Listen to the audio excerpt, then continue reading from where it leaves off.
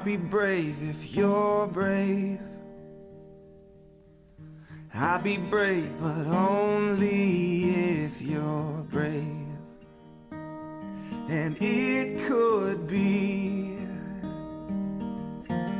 just you and me. We'll be family. Just wait and see. So I will fight if you'll fight. Yeah, I will fight, but only if you'll fight. Oh, we can make it through this like sailors in a tempest. Like sailors in a tempest together. And it could be just you and me. We'll be family. Just wait and see.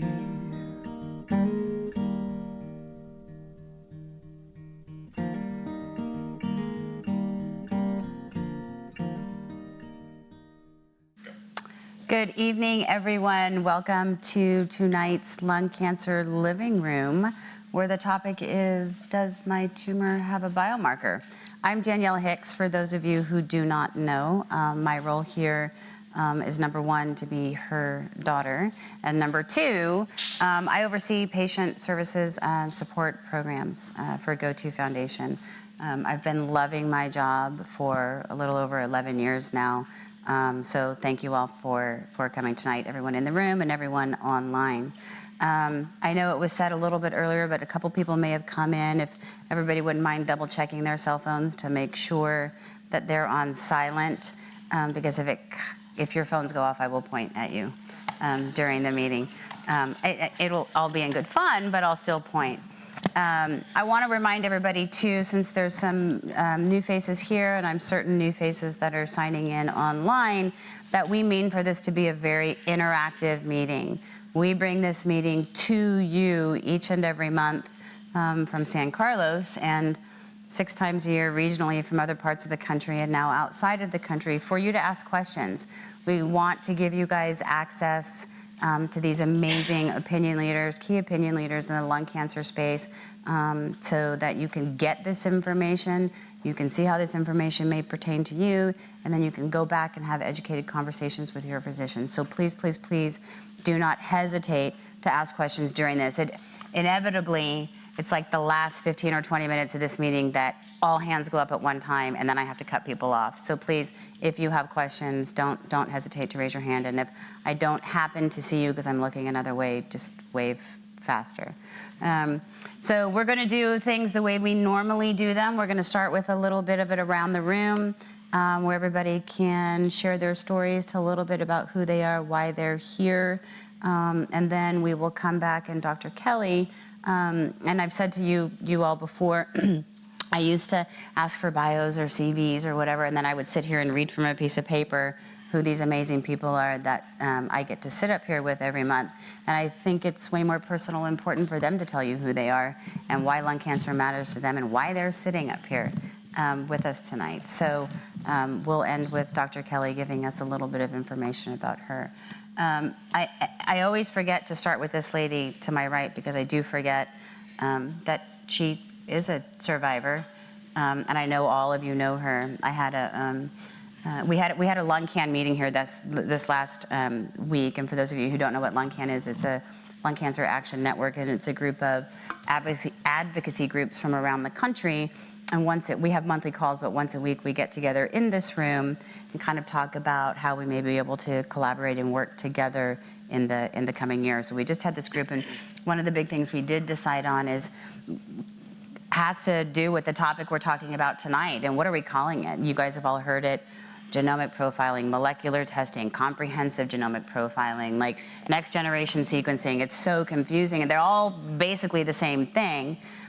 So we agreed to call it biomarker testing, either comprehensive or otherwise, as in unity, right, as the groups. That was one of the things to come out of it. So it was a great meeting. You want to go? Well, it has to be comprehensive biomarker testing.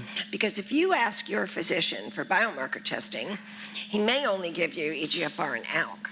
But if you ask for or demand comprehensive biomarker testing, you get the whole banana. So you want all of the available markers in lung cancer today. You don't want to be tested for just one or two. Yeah, which is exactly what we're going to be talking about tonight, because there's ones that we know of, like you just mentioned, EGFR, ALK, and ROS1 tend to be the ones we talk most about, but there are others. And there are others coming down the pike, so we're gonna get there. I'm gonna reach over to Dawn, because I'm so happy to see you. We missed you in DC. Thank you. It's good to be here, and welcome, Dr. Kelly. Glad to be here tonight, and I want to thank everybody from the Go2 Foundation. I had my 10-year Celebrate Survivorship party last month, and the Go2 Foundation helped sponsor it. And I was diagnosed 10 years ago with stage 4 lung cancer. Again, June it was my 10-year mark, and I'm currently on a combination treatment of Opdivo and Yervoy, and I'm with Kaiser, but my oncologist was friends with Dr. Gandera, and I showed my oncologist a report that Dr. Gandera did about the combination treatment, and my oncologist agreed to let me try it. And you know, I can honestly say I owe my life to being here in this living room, and people like Bonnie. I remember a couple of years ago, Bonnie, the topic was ignoring side effects, and I was sitting here, I could hardly breathe. And 2 days later, they pumped 3 liters of fluid off my pericardial sac. So, and then tonight, I was telling Bonnie I had progression in my lymph nodes, and I was gonna get another PET scan the end of the month, and she said, "You don't wait. You go talk to Dr. Gandera immediately." So you know, definitely it's like family here, and I'm here tonight with a friend of mine, Tim, and it's really surreal. It was Tim's ranch that I had my party at, my 10-year survivor party, and Tim's been with me since day one. He took me to my first bronchoscopy in Santa Clara 10 years ago, and you know, I never knew how I was ever going to repay that kindness and support. And a week after my 10-year party, Tim was diagnosed. So, and I'll let Tim share his story. Hi everyone, I'm Tim Gonzalez, and just was diagnosed this month with they're calling it stage 2B adenocarcinoma.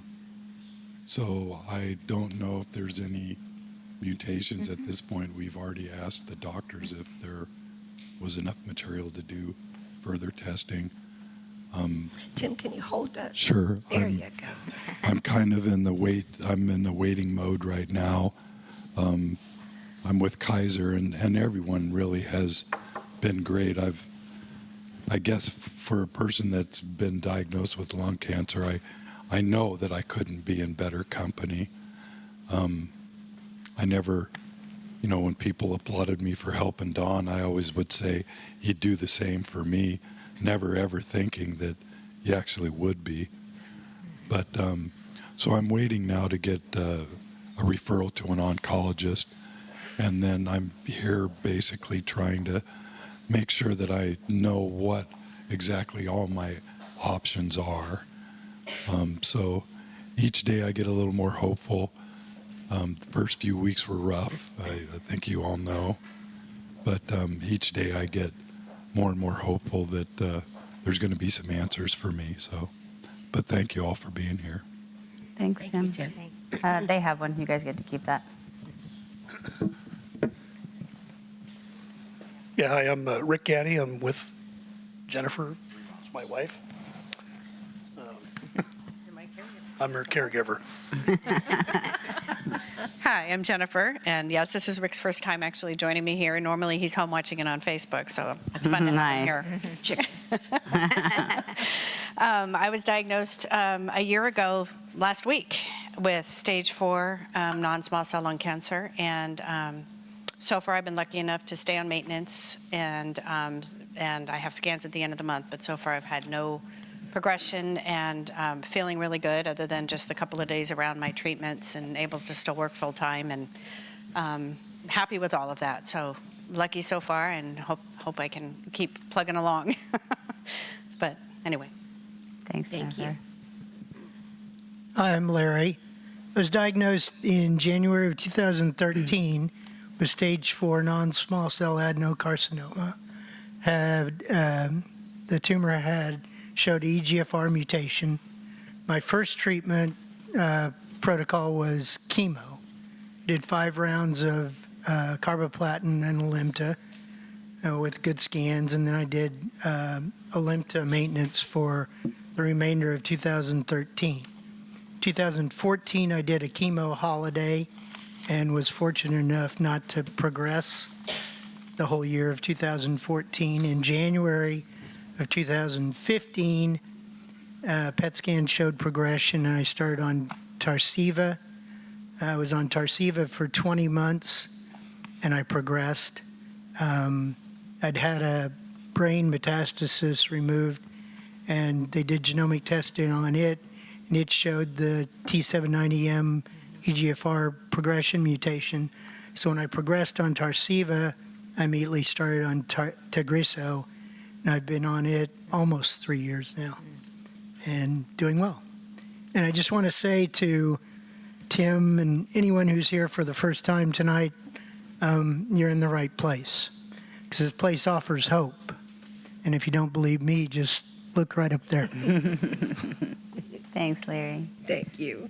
Hi, I'm Sally, and I entered to study the International Early Lung Cancer Assessment Program, and after 5 years, one of my nodules grew, and it was found right away, so I had surgery, my lower right lobe removed, stage 1A non-small cell adenocarcinoma, and it's going to be 10 and a half years.